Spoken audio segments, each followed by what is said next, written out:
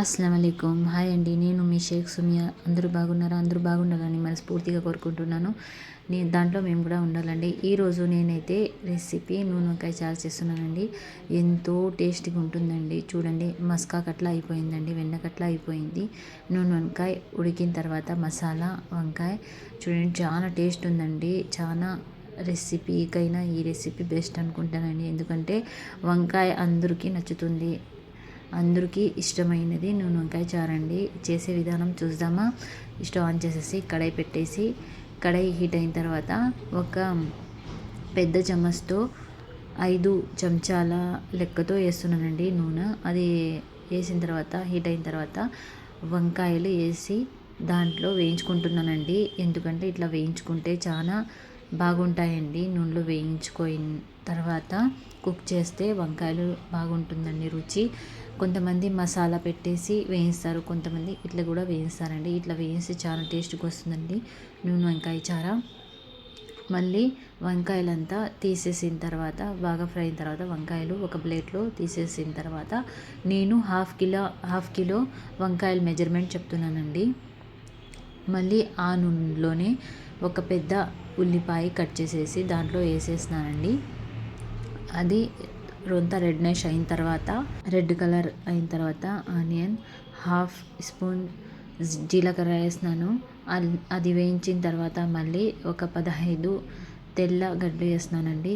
మళ్ళీ టమాటాలు ఒక 2 కట్ చేసేసి వేసేసినానండి. మళ్ళీ ఒక 2 ఇంచెస్ అల్లం కూడా వేసినానండి. బాగా క్లీన్ చేసేసి అల్లం కూడా వేసినానండి.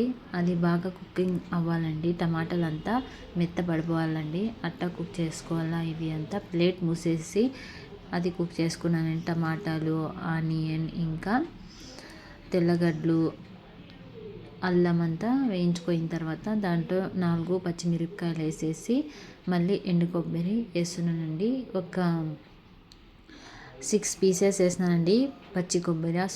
ఎండు కొబ్బరి కాదు, పచ్చి కొబ్బరి వేసినానండి. మళ్ళీ దాంట్లోనే బాగా మెత్తగా అయిన తర్వాత టమాటాలు, దాంట్లో పసుపు half spoon, 1 spoon red chilli powder, 1 spoon ధనియాల పౌడర్ వేస్తున్నానండి.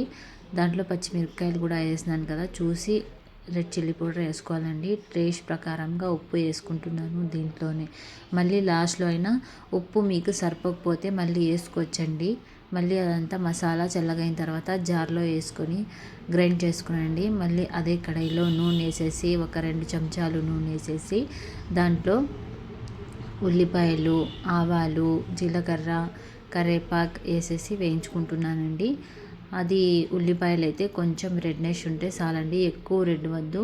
మళ్ళీ దాంట్లో అది మసాలా పేస్ట్ చేసుకున్నాం కదా, ఆ మసాలా వేసుకుంటున్నానండి. దీంట్లో వేసుకొని బాగా వేయించుకోవాలండి. ఇది మసాలా అయితే ఆయిల్లో బాగా వేయిస్తే నూనె ఇట్లా పైకి వస్తుందండి. ఆ నూనె ఇట్లా పైన వచ్చిన తర్వాత దాంట్లో ఇది చింతపండు రసం వేస్తానండి. ఒక నిమ్మకాయ సైజ్ అంతా చింతపండు నానబెట్టేసి ఆ రసం వేస్తానండి, చింతపండు రసం.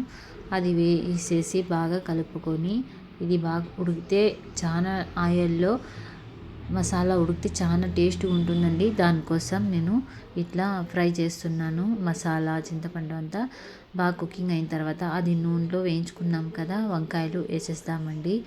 ఇట్లా రెసిపీ చేసి చూడండి, తప్పకుండా మీకు నచ్చుతుందండి. బిర్యానీలో కూడా చేసుకొని తినొచ్చు, ఇంకా బగారా రైస్ ఇంకా మామూలు రైస్లో కూడా చేసుకొని తినొచ్చండి. నేను ఉప్పు చెక్ చేస్తున్నానండి, ఉప్పు సరిపోయిందా లేదా అని. అయితే నాకైతే పర్ఫెక్ట్గా సరిపోయిందండి. ఒక 10 నిమిషాలు లో ఫ్లేమ్లో ఉడకపెట్టుకొని ప్లేట్ మూసేసి మళ్ళీ దానిపైన కొత్తిమీర వేసేసి గార్నిషన్ చేసుకొని రొంచేపు ఒక 2 మినిట్స్ ఫ్రై చేసుకుంటే రెడీ అయిపోతుందండి. ఇంకా గ్రేవీ కావాలంటే మీరు వాటర్ వేసుకొని చేసుకోవచ్చండి. చూడండి, రెడీ అయిపోయింది నూనె వంకాయ చార. బెస్ట్ అంటే బెస్ట్ ఉందండి. మసాలా వంకాయ చార అయితే చాలా టేస్ట్గా ఉందండి. నూనె వంకాయ చారు కూడా అంటారు, మసాలా వంకాయ చారు కూడా అంటారండి. దీనికి అయితే నేను అంతా కుకింగ్ అయిన తర్వాత ఒక ప్లేట్లో వేసుకొని మీకు చూపిస్తున్నానండి. ఎంత బాగా కుక్ అయిందో చూడండి ఎంత బాగా మెత్తగా అయిపోయిందో వంకాయ అయితే. మసాలా సూపర్ అంటే టేస్ట్ ఉందండి. ఈ రెసిపీ మీకు నచ్చితే తప్పకుండా లైక్ చేయండి, సబ్స్క్రైబ్ చేయండి. బాయ్ అండి. అస్సలం.